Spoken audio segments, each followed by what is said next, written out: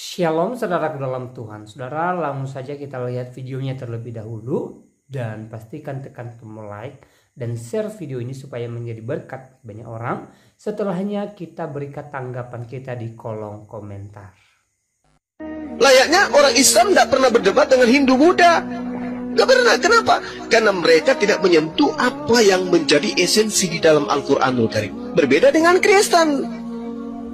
Prinsip-prinsip akidah, tauhid yang menjadi landasan Islam, itu semuanya diambil dan didudukkan pada perkara yang tidak seharusnya. Nah, inilah yang menyebabkan dialog itu terjadi. Andai saja lembaga lain Indonesia percaya diri kemudian mendudukkan apa yang ada di dalam kitabnya berdasarkan asal-usulnya, maka tidak ada debat. Tidak ada debat. Kenapa ada debat? Yesus dikatakan anak Allah. Pada mulanya adalah firman. Firman itu bersama-sama dengan Allah. Firman itu adalah Allah. Firman itu adalah Allah. Allah itu telah menjadi manusia. Itu bajingan, bang. Bajingan. Tetapi saudara Kristen tidak pernah sadar itu, betapa mereka menghinakan saudaranya sendiri. Apa susahnya menggunakan kata Theos? Apa susahnya menggunakan kata Tuhan? Apa susahnya menggunakan kata Yahweh? Kenapa harus Allah? Ngomong Nah, apa coba lu? Anda lihat bagaimana kitab saudara. Kesana kemari tanpa arah, kelimpungan mencari jati diri yang sebenarnya. Ini wujud tidak ada kecintaan terhadap kita itu. Al-Quran mau dibawa kemanapun, mau sampai ke negara yang paling benci terhadap Islam sekalipun, Al-Quran tetap menggunakan bahasa aslinya. Kenapa? Karena inilah yang dikatakan oleh Allah, kami yang mewahyukan, kami juga yang akan menjaganya. Poin ini saja, tidak ada kekuatan di atas muka bumi yang bisa membantah, Bung. Itu esensi loh. Itu esensi.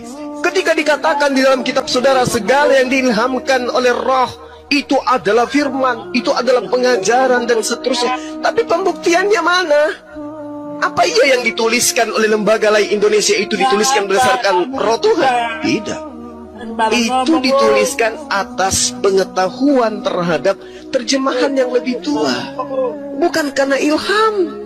Lalu mana kitab sucinya yang diterima langsung dari Tuhan? Yang nggak masuk di Maria akal melahirkan. kalau misalkan oknumnya itu adalah nabimu, wong nabimu bukan Tuhan, kok hanya manusia biasa. Ini kan konteks kamu kan Islam. Kamu bilang nggak masuk akal karena di dalam imanmu tidak akan pernah masuk akal kalau kamu menjadikan oknum tersebut, misalkan Yesus disamakan posisinya dengan Nabi, jauh. Bunda Maria terangkat jiwa dan raganya ke sorga. Dia mampu menyelamatkan Bunda Maria, ibunya, karena dia Tuhan. Orang dalamnya surga langsung, orang dia yang punya surga kok. Makanya Maria diangkat jiwa dan raganya ke sorga. Begitu juga dengan Santo Yosef, mempelainya Bunda Maria. Begitu juga dengan murid-muridnya para rasul di surga. Apalagi Petrus, dikasih kunci surga dia. Matius 16 ayat 19. Benar nggak? Kenapa orang-orang seperti kamu itu mengatakan tidak masuk akal? Karena di dalam akalmu, kamu Islam. Tidak akan masuk akal karena di Islam nggak ada yang kayak gini. Ya iya. Ya terima, itu kan konsekuensi logis. Benar nggak teman-teman? Salah nggak saya ngomong kayak gitu?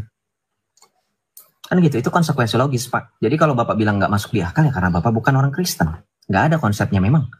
Disamakin gimana juga nggak ada. Hanya Yesus yang mampu menyelamatkan kita semua. Makanya dia pun mampu menyelamatkan orang tuanya, termasuk Bunda Maria dan Santo Yosef. Kan gitu. Salah nggak saya ngomong kayak gini? Enggak. Karena ada buktinya kok. Shalom, Irfan Asma'u. Selamat malam. Malam abang. Dari Islam atau dari Kristen, Irfan? Islam bang. Ya, silakan, Irfan Asma'u. Saya mau tanya bang, itu yang judul itu ada judul Yesus Allah. Tanya saya. Betul. Nah, mau nanya, maksudnya Yesus Allah itu maksudnya gimana? Ya, Yesus itu adalah Allah itu Yesus sendiri. itu Allah sendiri. Itu nama Tuhan. Allah itu nama Tuhan. Bukan, Allah itu hakikat. Tuhan Yesus. Allah itu hakikat. Kamu bisa bahasa Indonesia yang baik dan benar kan? Yesus itu Allah karena hakikatnya adalah ilahi. Makanya dia adalah Allah itu sendiri. Kan biasa kalau nanya lain kan Yesus itu Allah itu gelarnya. Ya betul. Gelarnya Yesus. Hakikat itu sama dengan gelar. Hakikat saya manusia. Gelar saya manusia, bukan pencipta. Kan berarti maaf ini itu Yesus itu apanya Maria? Yesus itu adalah Sang Firman Allah yang dikandung di dalam rahim Maria, dan dia adalah Allah dan Tuhan itu sendiri. Bunda Maria adalah Bunda Allah. Simpelnya anaknya Maria gitu. Betul, dan anaknya Maria adalah juru selamat. Berarti Maria melahirkan manusianya. Maria melahirkan keilahian dan kemanusiaan Yesus yang di dalam pribadi yang satu itu sepenuhnya Allah, sepenuhnya manusia. Makanya dia diberi gelar di dalam konsili Efesus, ditegaskan gelarnya adalah Theotokos, yang melahirkan Allah. Bukan berarti disimpulkan bahwa Maria itu dengan adanya Maria Allah jadi ada, bukan. Tetapi karena kemanusiaan dan keilahian Yesus tidak pernah terpisah, maka ketepatlah ketika Yesus dikatakan sepenuhnya Allah, sepenuhnya manusia. Karena ketika Roh Kudus menaungi Maria. Berarti apa? Berarti gini Bang, Maria itu sembah Yesus juga. Iya dong, Maria menyembah Yesus. Magnificat anima mea Dominum, jiwaku memuliakan Tuhan. Ibunya juga menyembah Yesus juga. Ya iya, ibunya, bapaknya, neneknya, kakeknya, orang-orang, siapa lagi? Lo nggak heran orang-orang yang sudah tua dan lansian juga. Cuman nggak masuk, Bang.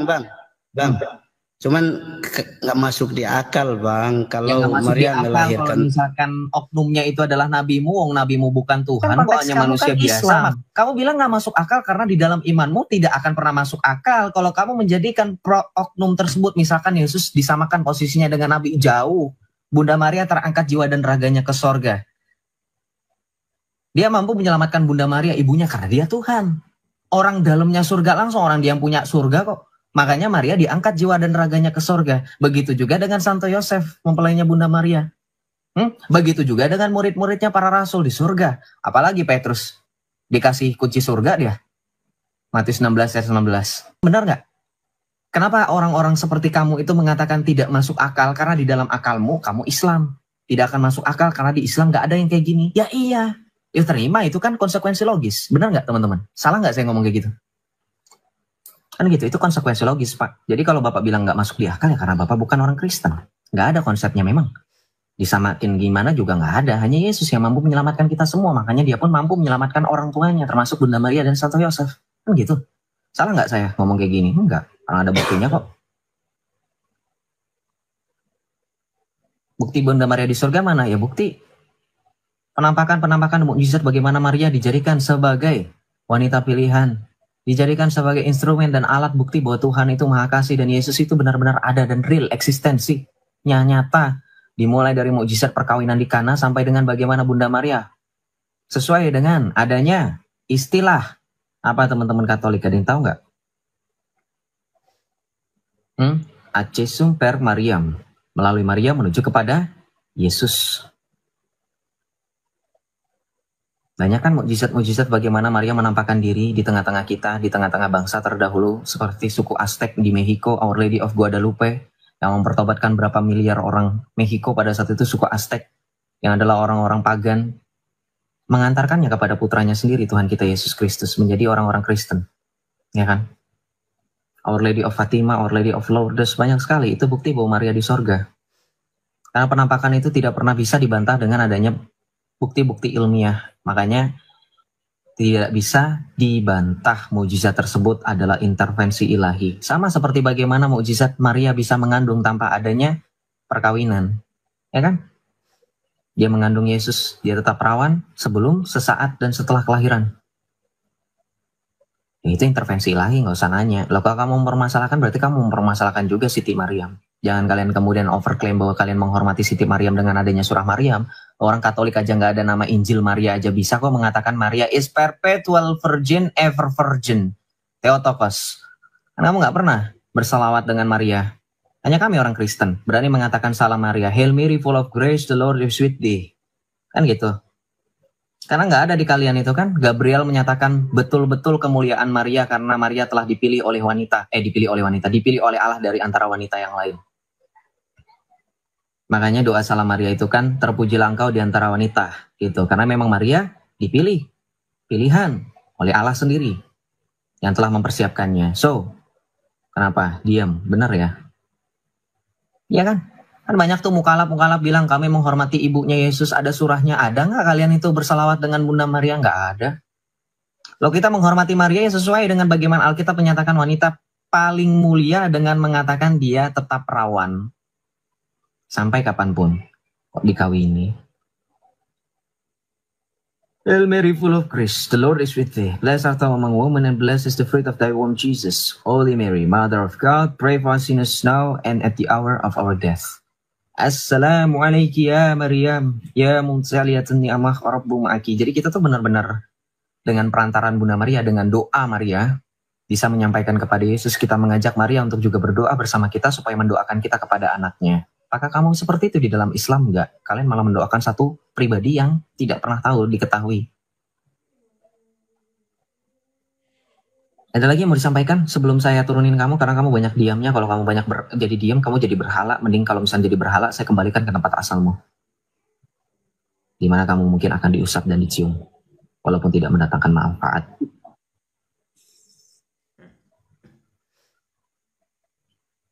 Kenapa diam? Saya nggak suka didiemin. Saya tuh ngomong sama manusia atau ngomong sama batu.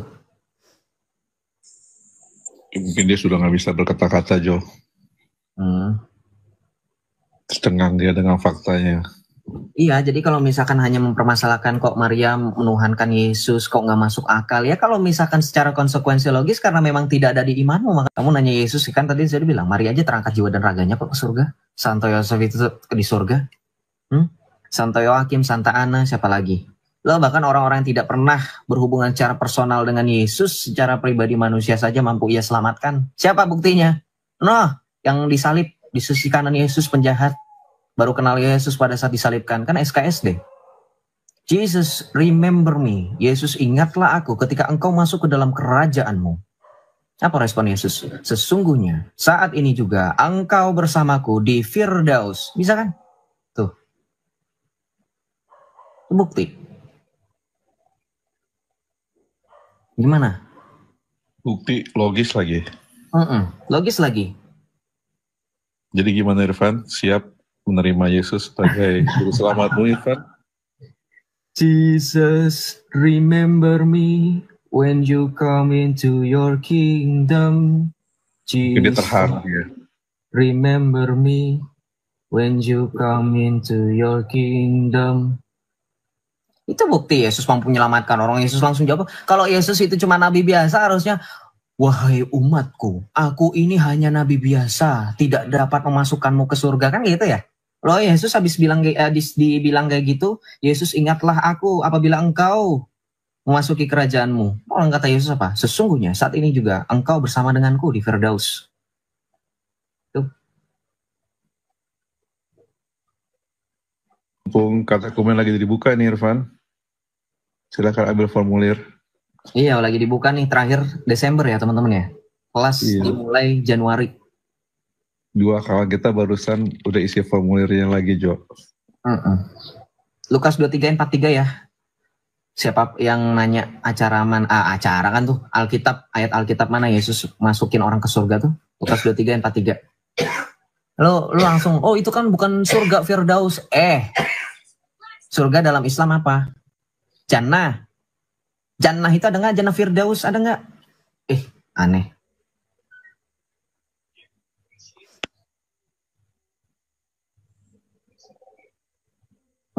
Yesus sudah tahu pembagian surga. Nyebutin tuh Yesus Firdaus, ya nggak? Tahu nggak dalam perspektif gereja Katolik kenapa orang yang penjahat di sisi sebelah kanan Yesus dibilang di Firdaus? Tahu nggak? Tahu nggak Rom kenapa? Tahu nggak Johan kenapa? Bisa dijelasin nggak bro? Bantu. Kenapa nggak dibilang surga langsung? Kenapa bilang yang Firdaus? Ada makna teologisnya nggak? Saya tanya. Ada loh. No, kalau mau cocokologi, gue cocokologi nggak? Buka surah Al-Kahfi ayat 107. Coba buka. kitab kamu sendiri. Itu Yesus yang udah lebih dahulu, 600 tahun, 700 tahun lebih dulu, nyebutin Firdaus. Hah? Cuman Firdaus loh. Itu Yesus bisa tahu tingkatan surga loh. Coba buka surah Al-Kahfi 107 mengenai dalil tentang Firdaus. Yesus yang ngutip duluan. Ingat ya. Jangan dibalik logikanya. Yesus yang duluan ngomong. Ya.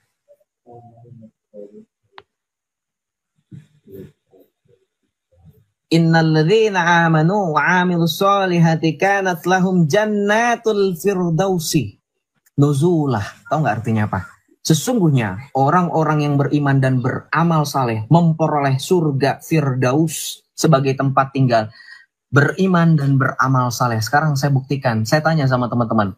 Penjahat yang di sisi Yesus beneran beriman dan beramal soleh nggak? Beramal baik nggak? Perbuatannya betul-betul juga baik nggak? Mau bukti nggak? Ketika Yesus diolok-olok oleh penjahat di sisi yang berlawanan dari penjahat di sisi sebelah kanan, apa yang dilakukan oleh orang penjahat ini di sisi sebelah kanan? Dia membela Yesus nggak? Saya tanya. Dia membela Yesus nggak? Dia membela nggak ketika penjahat di sisi sebelah kiri? Dia membela, artinya dia punya iman terhadap Yesus. Sekarang untuk perbuatan saya tanya, dia disalibkan nggak bersama dengan Yesus? Dia disalibkan nggak bersama dengan Yesus? Ada perbuatan nggak yang dia lakukan menunjukkan imannya? Dia disalibkan. Juga konsekuensi atas dosanya ketika dia mengatakan orang ini tidak ada dosa sementara kita tahu kita adalah seorang penyamun. Yes. Ini kenapa bisa precisely ketika di dalam Quranmu disebutkan surga Firdaus untuk orang beriman dan beramal soleh. Yesus sudah ngomong orang ini masuknya ke Firdaus. Tuh alasannya, teologisnya. Tuh kalau lo mau cocokologi, bantah. Bisa nggak? Bantah coba kira-kira bisa nggak kalau misalkan Yesus itu bukan Tuhan, kenapa dia bisa tahu tingkatan dalam surgamu yang kebetulan Yesus juga kutip. Walaupun nggak ada secara 7 sih, karena di dalam Islam ada 7 tingkatannya surga. Cuman Yesus sebut tentang Firdaus itu cocoknya untuk penjahat di sebelah sisi kanan. Nah kenapa nggak di surga langsung menurut maksud saya gitu.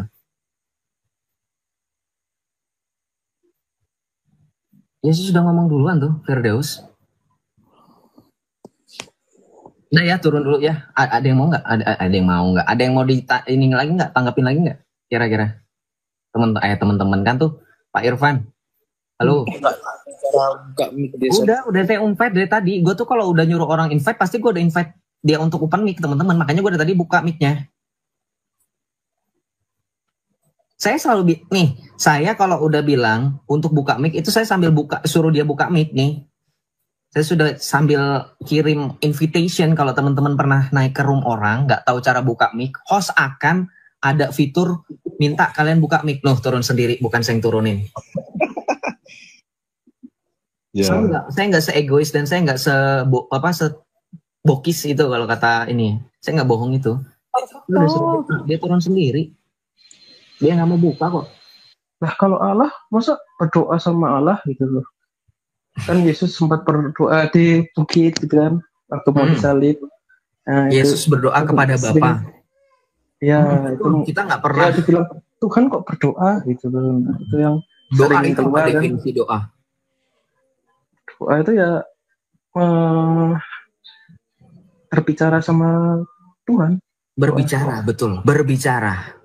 Kata kuncinya berbicara, berkomunikasi, betul nggak? Tuh. Yesus itu pribadi yang tidak pernah terpisah dengan Sang Bapa. Mau bukti nggak? Yesus itu tidak pernah terpisah dengan Sang Bapa. Yang satu hakikat dengan Yesus. Ya, aku tahu kalau konsep Trinitas tahu juga. Nah, udah kalau Yesus, begitu kamu Yesus, Bapa dan Roh Kudus itu seperti korek api. Misalnya api menyala, api kan ada 3 lapis tuh, yang biru, yang merah, sama yang oranye. Nah, ibaratnya yang biru itu Allah, yang merahnya itu Roh Kudus, yang oranye yang di dalam itu Yesusnya gitu. Nah itu kan yang korek api gitu kan.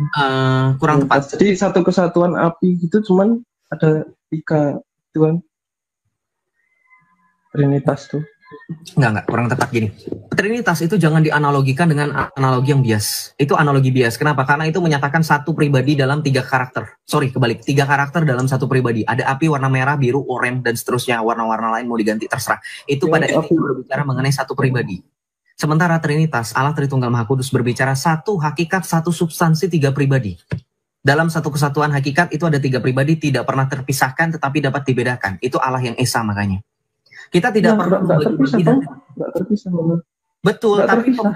betul analogi api itu satu pribadi dengan 3 karakter, ngerti nggak? Kayak kamu itu satu, saya ini satu, Joseph bisa marah, Joseph bisa nangis, Joseph bisa menunjukkan ekspresi kecewa. Nah itu yang salah. Allah Tritunggal Maha Kudus tidak seperti itu. Itu namanya karakter sifat yang tidak pernah benar-benar eksis. Sementara Bapa, Putra, dan Roh Kudus kesatuan hakikat Allah yang Esa. Ya, tidak bisa dianalogikan dengan pemikiran manusia yang sangat sempit. Makanya menjelaskan tentang Allah Tritunggal tidak semudah itu. Nah, ketika berbicara mengenai, balik dulu konsepnya sebentar. Kita fokus dulu, jangan loncat-loncat. Ketika berbicara mengenai Yesus berdoa, ini biar fokus dulu bro, jangan kemana-mana dulu. Betul, memang ada hubungannya dengan Tritunggal atau Trinitas. Yes, salah satunya jelas di dalam Yohanes 8 ayat 16. Yohanes 8 ayat 16, Tuhan Yesus mengatakan apa? Dan jikalau aku menghakimi, maka penghakimanku itu benar. Sebab aku tidak seorang diri, tetapi aku bersama dengan Dia yang mengutus aku. Namun seandainya pun aku menghakimi, penghakimanku itu benar, karena aku tidak menghakimi seorang diri, melainkan bersama Bapa yang mengutus aku. Jelas sekali, ketika Tuhan Yesus berada di dunia, Dia tidak pernah seorang diri. Dia tidak pernah terpisah hakikatnya dengan Sang Bapa. Lo itu, dengerin nggak? Penghakiman Yesus selama Yesus mengatakan contoh, Dia berhadapan dengan orang-orang Farisi, orang-orang Saduki. Dia mengatakan di sorga kawin-mawin. Dia katakan orang itu sesat. Penghakiman Yesus mengatakan, orang-orang Farisi yang meyakini di surga ada kawin mawin, mereka adalah orang sesat. Penghakiman Yesus dikatakan sebagai penghakiman yang benar. Kenapa? Karena hukum bui ganda saksi dalam perjanjian lama. Yesus menghakimi bersama dengan Sang Bapa yang mengutus Dia.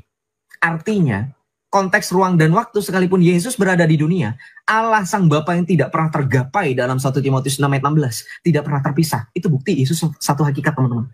Maka ketika Yesus berdoa di Taman Getsemani, di dalam Injil Yohanes misalkan bab 17 ketika konteksnya Yesus berdoa di Taman Getsemani, berdoa kepada Sang Bapa, itu tidaklah mengherankan.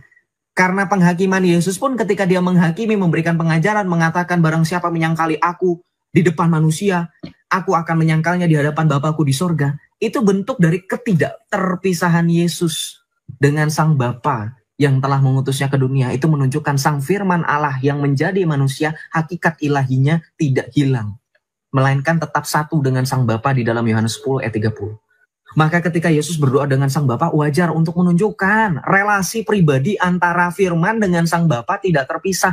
Makanya Yesus segampang itu komunikasi dengan Sang Bapa. Loh, kamu jangan heran, orang Bapa juga berdoa kepada anak kok. Dalam konteks perjanjian lama, Mazmur 2 ayat 7. Inilah anakku, pada hari ini engkau telah kuperanakan. Diulang di dalam Ibrani 1 ayat 5 sampai dengan 13. Jelas sekali itu ayatnya. Bagaimana Bapa juga berdoa kepada Sang Anak. Berdoa kepada Yesus. Karena tadi kamu sudah sepakat berdoa itu adalah kata kuncinya komunikasi. Komunikasi. Ya, bentuk komunikasi dengan Yesus dengan Bapaknya. Begitu juga sebaliknya, Bapa juga berkomunikasi dengan Sang Anak. Oh, dari perjanjian lama, contoh dalam Amsal 30 ayat 3 sampai dengan 4, siapakah yang telah naik dan telah turun dari sorga, siapakah namanya dan siapakah nama anaknya. Dalam kitab Daniel pada saat penglihatan Nabi Daniel, bab yang ke-7 ayat 11, tentang penglihatan anak manusia dan tentang lanjut usia. Itu tentang siapa kalau bukan tentang pribadi pertama dan kedua dalam Allah Tritunggal Maha Kudus, yaitu dengan Sang Bapa dan dengan putranya yang tunggal, Yesus Kristus. Makanya relasi pribadi antara Tritunggal Maha Kudus sekali lagi berbicara kekekalan sampai kekekalan. Bapa mengasihi putra, putra mengasihi Roh Kudus, begitu juga dengan relasi sebaliknya. Makanya sekali lagi berbicara Allah Tritunggal itu tidak pernah berbicara mengenai 3 Allah. Berbicara mengenai Allah yang Esa, yang dalam kesatuan hakikat mereka saling mengasihi. Makanya mengasihi itu dalam bentuk komunikasi itu sangat wajar. Yesus berkomunikasi dengan Bapa, Bapa berkomunikasi dengan Yesus, memuji Yesus. Kalau dengan perspektif Islam mengatakan berdoa itu adalah bentuk kecintaan hamba kepada Tuhannya, itu cetek sekali. Kenapa? Loh, blunder. Berdoa kok memberikan kecintaan hamba kepada Tuhannya. Wong pada akhirnya Tuhanmu juga berdoa. Aku ada dalilnya sampai dengan detik ini bingung pada menjelaskannya yang kemarin itu loh. Kalau saya makin dengan komunikasi, berdoa itu komunikasi. Bahkan sampai begini aku masih komunikasi kok sama Tuhan walaupun nggak pakai agama apa-apa ya. Aku cuman kayak ngobrol langsung. Tuhan ini gimana, bla gitu. Jadi aku kayak komunikasi gitu walaupun nggak pakai agama. Jadi ketika berbicara mengenai Yesus itu selalu berbicara mengenai naturnya, sepenuhnya Allah, sepenuhnya manusia. Ya, begitu. Ini Rifa Ipai ini di bawah cuman komentar doang, disuruh naik dari dulu nggak pernah mau naik ya, kenapa? Oke, kita lanjut. Apalagi yang mau kamu tanyakan, bro? Tadi udah banyak bantahan loh mengenai iman yang kamu sebutkan, yaitu Islam. Kamu nggak bisa jawab dan kamu harus akui kebenaran itu hanya sejati di dalam Kristus. Kamu juga bingung kan untuk membantah kebenaran Kristus? Terus masih kenapa kamu menyangkali Kristus? Ketika kamu menyatakan bahwa selama berabad-abad agama memperdebatkan, kamu lihat bagaimana otoritas yang Tuhan Yesus dirikan, yang katanya kamu pernah menjadi seorang Katolik, bagaimana gereja yang Tuhan Yesus dirikan itu 2000 tahun berdiri teguh. Iya. Gitu. Yang saya masih belum tuh ya, karena saya menganggapnya kalau ini keturunan gitu loh. Ya, keturunan. Masih menganggapnya keturunan. Iya, maksudnya masih menganggapnya keturunan Ishak dan keturunan Ismail gitu loh. Lihatnya saya di kacamata situ itu. Karena belum ada yang bisa membuktikan ini yang Ishak Ismail gitu. Ishak Ismail hanya kalau masalah keturunan doang mah, tidak berbicara kebenaran dan keselamatan. Buat apa? Percuma kamu keturunan Ishak. Percuma kamu keturunan Ishak tapi kamu tidak menjalankan keselamatan. Kita tidak berbicara keturunan secara jasmani ya, secara rohani. Kan saya sudah bilang tadi di awal, orang Kristen adalah Israel secara rohani. Kita adalah keturunan Abraham, bapak segala bangsa. Lo jelas di mana ayatnya Joseph, Galatia 3 ayat 17 sampai dengan 19. Coba baca itu. Nih, saya bacakan ya, Galatia 3 ayat 17. Nih.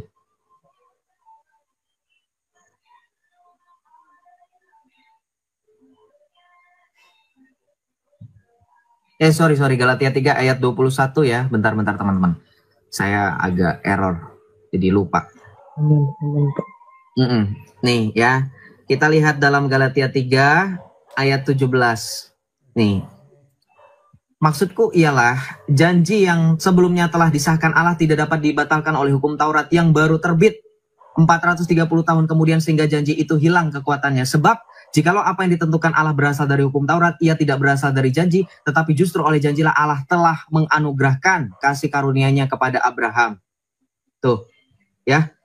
Jadi balik lagi ketika kita berbicara mengenai keselamatan, kita ini adalah orang-orang Israel secara rohani. Tadi kan dengar tuh, dengan keturunan Abraham. Nah, mau tahu nggak keturunan Abraham yang baru siapa? Ada dalam Galatia 3:27-nya, keturunan Abraham yang baru itu adalah kita yang dibaptis. Nih, Galatia 3:27. Karena kamu semua yang dibaptis dalam Kristus telah mengenakan Kristus. Dalam hal ini tidak ada orang Yahudi atau orang Yunani, tidak ada hamba atau orang merdeka, tidak ada laki-laki atau perempuan, karena kamu semua adalah satu di dalam Kristus Yesus.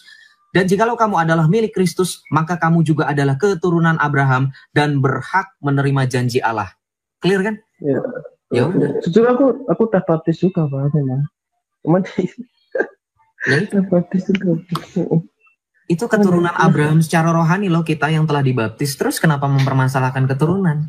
Loh, tetapi sekalipun kita secara keturunan Abraham, bukan berarti kita tidak mengerjakan keselamatan. Keselamatan itu harus dibuktikan dengan iman dan perbuatan yang sejati.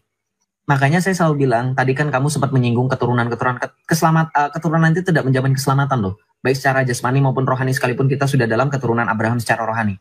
Yang menyelamatkan kita adalah membuktikan bagaimana iman kita yang telah kita buktikan dalam baptisan, kita buktikan juga dengan perbuatan sejati, yaitu apa? Yang pertama yang Tuhan Yesus tekankan adalah hukum kasih.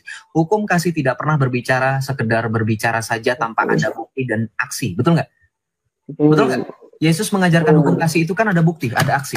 Kasihilah musuhmu dan berdoalah bagi mereka yang menganiaya kamu. Itu kan harus ada perbuatan, bukan? Kamu nggak cuma say I love you aja kepada orang yang kamu kasihi tanpa adanya bukti. Bisa-bisa pacarmu bosen ya kan, nggak ada buktinya. Sama, ketika Tuhan Yesus mengajarkan hukum kasih ya harus ada buktinya. Apa? Yaitu mengasihi musuh itu dengan cara-cara yang kita dapat buktikan. Begitu ya. Terakhir Pak, pertanyaan terakhir Pak Mati.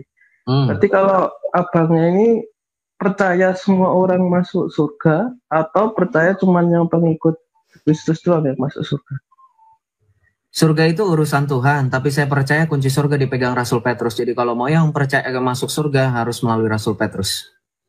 Harus dibaptis di dalam Kristus dan bersatu dengan persatuan penuh dengan yang pegang kunci surga. Berarti yang lain selain pengikut Kristus gak akan masuk surga gitu. Kan nanti pertanyaan kamu apa? Semuanya bisa masuk surga nggak? Pertanyaannya, Ya, mau nggak pertanyaannya itu. mereka? Semuanya bisa. 1 Timotius 2 ayat 3 sampai dengan 4 kok dalilnya. Sebab Allah menghendaki supaya semua orang diselamatkan dan memperoleh pengetahuan akan kebenaran. Pertanyaannya, semua orang itu mau nggak menerima keselamatan dan pengetahuan akan kebenaran? Kehendak bebas bro, free will. Mau nggak mereka? Bisa. Semua orang bisa kok. Bisa. Ya, Melalui Kristus bisa. Walaupun kalau misalnya tidak melalui Kristus pun bisa nggak? Enggak. Apa nggak bisa? Berarti Hanya nggak di bisa. dalam Kristus. Sebab keselamatan hanya ada di dalam Kristus. Dalam Kisah Para Rasul 4 ayat 11 itu jelas tuh. Kalau aku lebih kayak ini sih penangkapannya, semua orang masuk surga, cuman ngerasain neraka itu sebagai api pencucian. Jadi mau kamu agama apapun itu, Tuhan menciptakan manusia serupa dengan dirinya. Tuhan tuh mengasihi kita, bahkan benar-benar mengasihi, apapun diampuni. Ingat loh, surga Jadi itu adalah nggak suatu mungkin Tuhan keadaan. setika itu. Bro, gini. Definisi gereja Katolik Iya. menegaskan tentang surga itu adalah suatu keadaan di mana orang yang menerima rancangan keselamatan dari Allah dan bersatu dengan rancangan keselamatan itu. Ingat ya. Jadi keadaan surga bukan hanya dengan adanya penekanan perbuatan baik. Dengerin ya. Jadi persatuan dengan rancangan keselamatan Allah. Dan rancangan keselamatan Allah bukan hanya berbicara mengenai perbuatan tapi juga dengan iman. Karena iman tanpa perbuatan hakikatnya mati. Itu satu. Yang kedua, berbicara mengenai lawan dari surga adalah neraka. Begitu juga adalah suatu keadaan di mana orang-orang atau jiwa-jiwa yang menolak rancangan keselamatan dari Allah.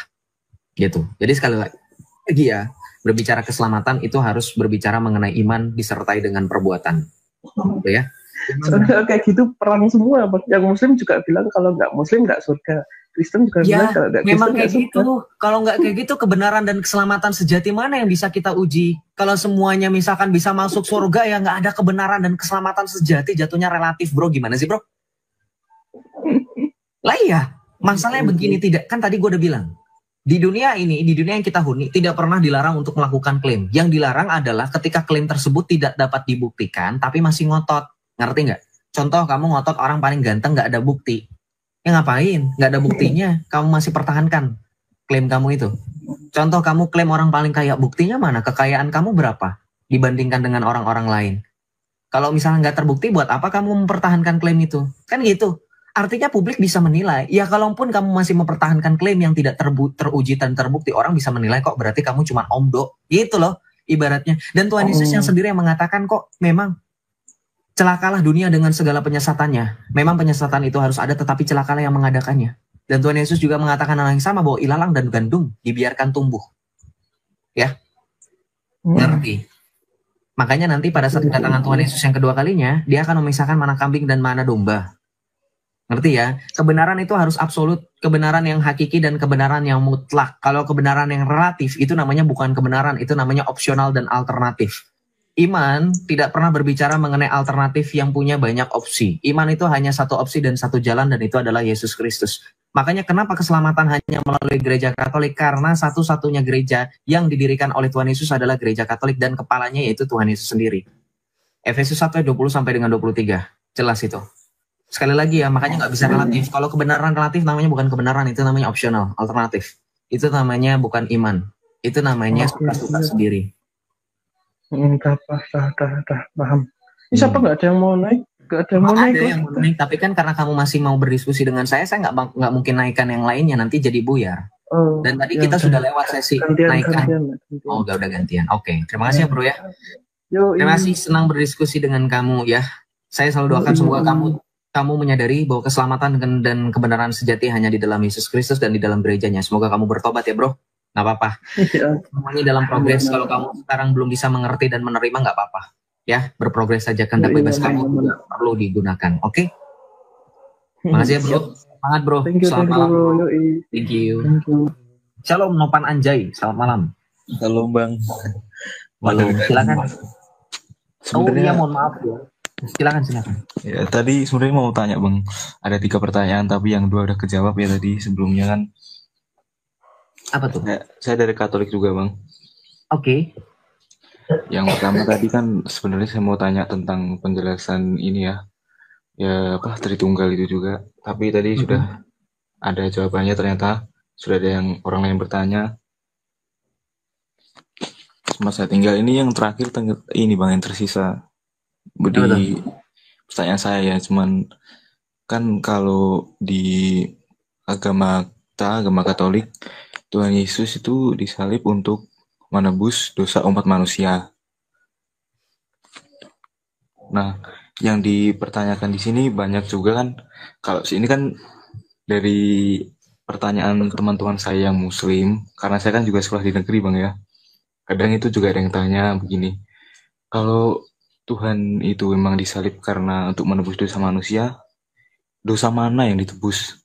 Apakah cuman dosa yang dari saat Yesus disalib atau masa-masa ke depan orang? Nah, Kau putus-putus. terima kasih. Oke. Dosa kita saja atau dosa apa? Dosa seluruhnya, dosa asal, dosa pribadi, dosa sebelum kedatangan Kristus sampai setelah kedatangan Kristus. Jelas dalam 1 Yohanes 2 ayat 1 sampai dengan 2. Dan ia adalah pendamaian untuk segala dosa kita, dan bukan untuk dosa kita saja tetapi juga untuk dosa seluruh dunia. Penyaliban Kristus berlaku sebelum kedatangannya sampai setelah kedatangannya. Sebelum kedatangan, saat kedatangan, dan setelah kedatangannya. Setelah peristiwa penyaliban, setelah peristiwa dia naik ke sorga. Itu. Yang ditebus dosa apa saja, dosa asal dan dosa pribadi. Buktinya mana? Buktinya 1 Yohanes 2 ayat 1 sampai dengan 2. Baca. Ketika di dalam Roma 5 ayat 12 Tuhan Yesus dikatakan sebagai Adam yang baru, oleh karena dia telah mengembalikan kodrat semula manusia yang telah tercemar oleh karena dosa yang telah diperbuat oleh Adam yang lama. Dengan ketidaktaatannya, upah dosa adalah maut. Kemudian Kristus mengalahkan maut, mengembalikan kodrat asal semula manusia diciptakan kembali kekal. Makanya Yesus bilang dalam Yohanes 11 ayat 25, akulah kebangkitan dan hidup. Barang siapa percaya kepadaku, ia tetap hidup meskipun ia sudah mati. Itu yang dimaksud dengan bagaimana pada akhirnya selain dosa asal, dosa pribadi pun telah ditebus Yesus di kayu salib. Makanya memohon ampun dengan perantaraan imam yang telah diberikan kuasa dari zaman para rasul. Kita lihat di dalam Injil Yohanes bab 20 ayat 21 sampai 22 lah. Ketika Tuhan Yesus mengembusi para rasul dengan kuasa Roh Kudus. Terimalah Roh Kudus jikalau kamu mengampuni dosa orang, dosanya diampuni. Tetapi jikalau engkau menyatakan dosanya tetap ada, maka dosanya tetap ada. Itu kan? Coba menurut kamu dosa apa yang bisa diampuni? Dosa asal sudah dikembalikan Yesus. Karena dengan penyalibannya ia sudah mengembalikan. Ini kok putus-putus ya kamu ya? Ini habis hujan Bang soalnya. Agak sulit sinyal tadi juga. Aku pikir maksudnya aku yang worry takutnya suaraku. Tapi suaraku aman ya? Aman Bang, aman. Dengar sama kok. Ya. Jadi begitu. Jadi maksudnya penebusan Kristus itu untuk semua orang. Perhatikan sebelum kedatangannya. Kita lihat di dalam 1 Petrus 3 ayat 18 sampai dengan 19. Coba kamu baca deh. Punya Alkitab kan ya? Do you mind open your Bible and read? Jadi sambil buka kita juga. Nah, 1 Petrus 3 ayat 18 sampai dengan 19. Coba baca. Penyaliban Kristus apakah hanya untuk di zaman Yesus dan kita aja? Oh, Pak. Jangan keluar aplikasi. Oke, saya aja yang bacakan. Kalau keluar aplikasi nggak kedengeran suaranya. Saya aja yang bacakan. Sebab juga Kristus telah mati sekali untuk segala. Perhatikan ya, itu juga ada jelas tuh. Untuk segala dosa kita, ia yang benar untuk orang-orang yang tidak benar, supaya ia membawa kita kepada Allah. Ia yang telah dibunuh dalam keadaannya sebagai manusia, tetapi yang telah dibangkitkan menurut roh. Dan di dalam roh itu juga ia pergi memberitakan Injil kepada roh-roh yang ada di dalam penjara. Nah, mau tahu nggak roh-roh yang ada di dalam penjara itu yang dimaksud itu siapa? Mau tahu nggak teman-teman? Coba baca dari ayat 19 sampai 21 lanjutannya. Nah, di dalam ayat yang ke-20 lanjutkan bahwa yaitu kepada roh-roh mereka yang dahulu pada waktu Nuh tidak taat kepada Allah ketika Allah tetap menanti dengan sabar. Waktu Nuh sedang mempersiapkan bahteranya, di mana hanya sedikit, yaitu 8 orang yang diselamatkan oleh air bah itu. Jadi roh-roh yang ada di dalam penjara yang maksud ya roh zamannya Nuh. Bahkan secara lebih garis luas lagi, itu dari zaman Adam. Makanya berbicara mengenai roh-roh yang ada di dalam penjara adalah mereka yang menunggu dengan sabar di alam penantian, dan itu bukanlah neraka. Jangan kau pikir itu neraka. Ya, hadis bukanlah neraka. Ya, Neraka itu tempat kekal untuk orang-orang yang menolak rancangan keselamatan dari Allah. Masa Yesus ke neraka? Siapa yang bilang Yesus ke neraka? Saya bukan yang perempuan itu ya, yang mengajarkan Yesus dihakimi iblis di neraka. Alam penantian. Wah, alam penantiannya dia antara surga dan neraka, menurutmu apa? Nggak mungkin, sekali lagi, nggak ada surga. Surga sudah pasti. Ngapain diselamatin orang udah di surga? Pernah mikir nggak? Ngapain Yesus menyelamatkan orang di neraka? Menurutmu berarti Tuhan tidak konsisten gitu ketika mengatakan neraka adalah keadaan di mana orang-orang di sana hidup kekal karena mati dalam dosa-dosa mereka. Apakah menurutmu ketika di dalam 1 Petrus 3, 18, 19, 20 dikatakan menanti dengan sabar keselamatan? Ngapain orang di neraka nanti dengan sabar keselamatan? Wong pasti sudah pasti mereka binasa kekal kok. Pernah mikir nggak? Siapa yang bisa jawab? Kalau bukan neraka dan surga itu apa? Siapa yang bisa jawab? Coba baca lagi 1 Petrus 3, 18, 19, 20 sekali lagi coba. Yaitu kepada roh-roh mereka yang dahulu, ini roh-roh yang ada di dalam penjara, yang dahulu pada waktu Nuh tidak taat kepada Allah ketika Allah tetap menanti dengan sabar waktu Nuh sedang mempersiapkan bahteranya. Kira-kira menurutmu ketika Allah memasukkan jiwa-jiwa tersebut, roh-roh tersebut ke dalam penjara, udah kata kuncinya penjara. Pernah mengerti nggak konsep penjara? Kalau teman-teman masuk dalam penjara, kira-kira bisa keluar nggak dari penjara? Konsep penjara itu bagaimana? Ya, konsep penjara itu kan ada dua. Paling tidak ya opsional yang paling kita tahu. Menghabiskan waktu sisa tahanan. Kedua, diganti dengan tebusan. Uang, betul nggak? Membayar dengan lunas tebusannya. Nah, kira-kira neraka itu sudah pasti nggak teman-teman bisa keluar? Dan disamakan dengan posisi penjara. Ingat loh, penjara yang dimaksud adalah yang bisa keluar. Karena teman-teman tahu nggak, ternyata ketika di dalam 1 Petrus 3, 18 sampai dengan 19 digunakan term penjara atau prison, Yesus itu pernah loh menggunakan perumpamaan penjara. Mau tahu nggak di mana? Ketika Tuhan Yesus memperumpamakan dengan perumpamaan seorang saudara yang kemudian ditahan di penjara sampai ia membayar lunas. Coba buka Matius 5 ayat 25. Baca situ. Segeralah berdamai dengan lawanmu selama engkau bersama-sama dengan dia yang di tengah jalan, supaya lawanmu itu jangan menyerahkan engkau kepada hakim, dan hakim itu menyerahkan engkau kepada pembantunya, dan engkau dilemparkannya ke dalam penjara. Baca sampai ayat 26 sampai 27 itu. Bagaimana keadaan di penjara dan apa yang bisa diperbuat di dalam penjara. Baca kata Tuhan Yesus apa? Aku berkata kepadamu, sesungguhnya engkau tidak akan keluar dari sana sebelum engkau membayar hutangmu sampai lunas. Yesus memberikan keadaan perumpamaan lagi dan lagi. Ada keadaan yang bukan surga dan neraka yang digambarkan sebagai penjara, di mana orang ditahan di situ sampai akhirnya bisa keluar kalau dia membayar hutangnya sampai lunas. Yaitu purgatori. Bukan surga, bukan neraka. Kan ngapain kamu bilang surga itu penjara-penjara apa? Ada denda apa kamu? Ya, neraka kamu gambarkan sebagai penjara. Coba kau pikir neraka bisa keluar itu siap ajaran dari mana? Itu bukan ajaran kekristenan. Ajaran kekristenan mengajarkan neraka itu kekal. Ya, selamanya. Tuh, Gereja Katolik tidak pernah mengajarkan ada kondisi di mana disebut neraka yang berlangsung sementara. Enggak, selamanya. Coba sekarang saya tanya, kalau surga kekal, neraka kekal, keadaan apa yang berada di tengah-tengah sehingga jiwa yang ditahan di situ bisa bebas? Setelah hutangnya dibayar lunas, setelah masa tahanannya selesai. Masih ada yang bilang purgatori nggak alkitabiah. Coba kau pikir aja kenapa Yesus menggunakan perumpamaan. Saya bilang loh, kalau kamu bilang perumpamaan Yesus nggak ada maknanya, coba berani nggak baca Matius 5 ayat 25 sampai 27. Kalau gitu konteksnya di situ apa?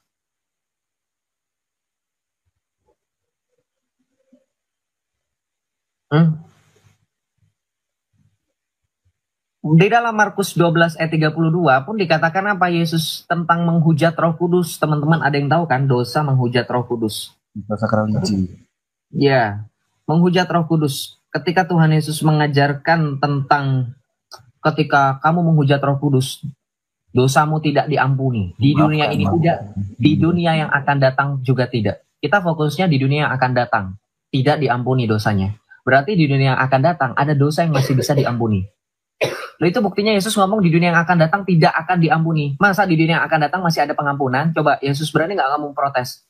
Kok Yesus pakai perumpamaan dunia yang akan datang? Kan dunia yang akan datang bukannya sudah selesai. cuman ada surga dan neraka. Kalau sudah selesai di dunia, misalkan timbangannya berat sebelah lebih baik, berarti dia selamat surga. Kalau nggak berat sebelah ke kiri, berarti dia neraka, kan gitu. Kok kenapa Yesus pakai perumpamaan di dunia akan datang tidak akan diampuni? Kenapa pakai dunia akan datang? Berarti dunia akan datang masih berbicara mengenai pengampunan dong. Berarti kalau berbicara mengenai pengampunan, di dunia mana yang setelah dunia ini berbicara mengenai kehidupan, kira-kira keadaan mana yang menghendaki masih ada pengampunan?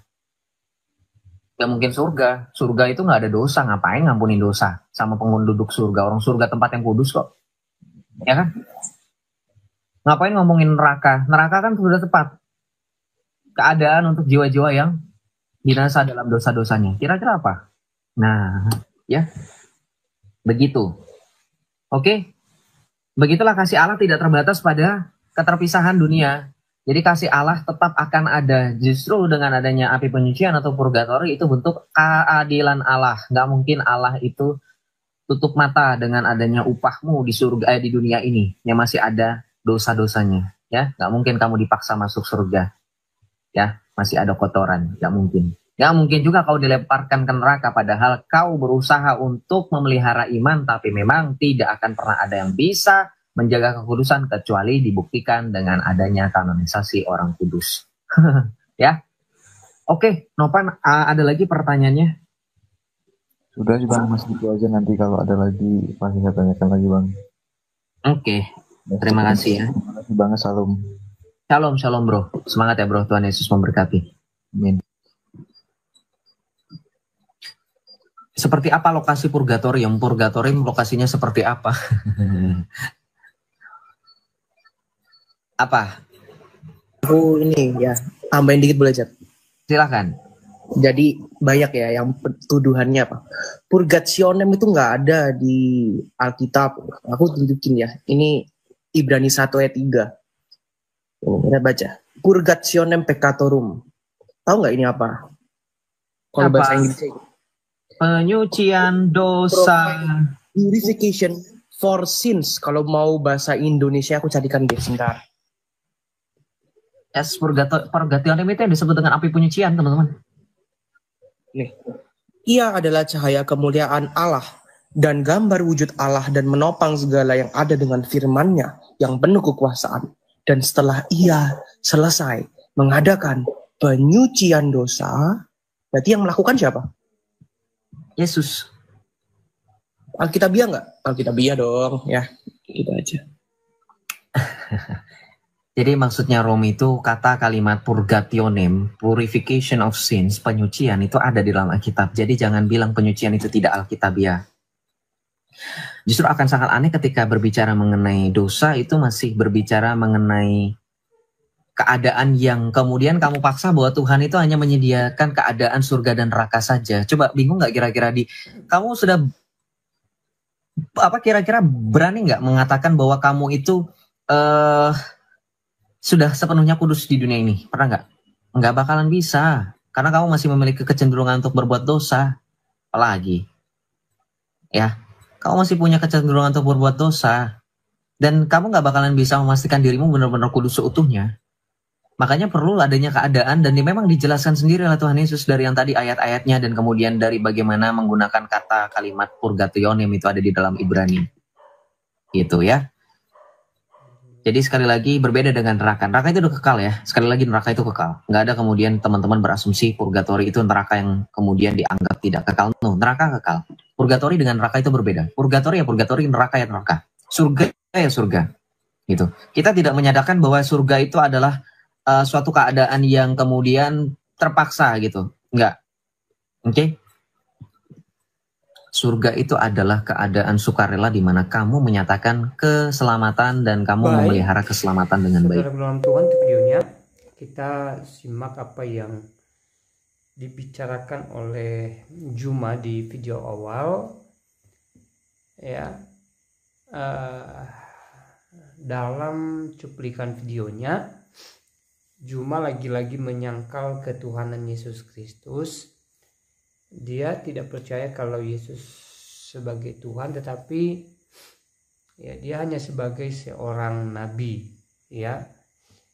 Jadi sepertinya dia tidak terima LAI atau Lembaga Alkitab Indonesia ya menuliskan dalam Alkitab bahwa Yesus adalah Sang Firman. Tetapi bagaimanapun ya, Yesus adalah Sang Firman, bahkan kalau diterjemahkan langsung ya dari bahasa aslinya, karena Alkitab yang sekarang itu diterjemahkan langsung dari bahasa aslinya.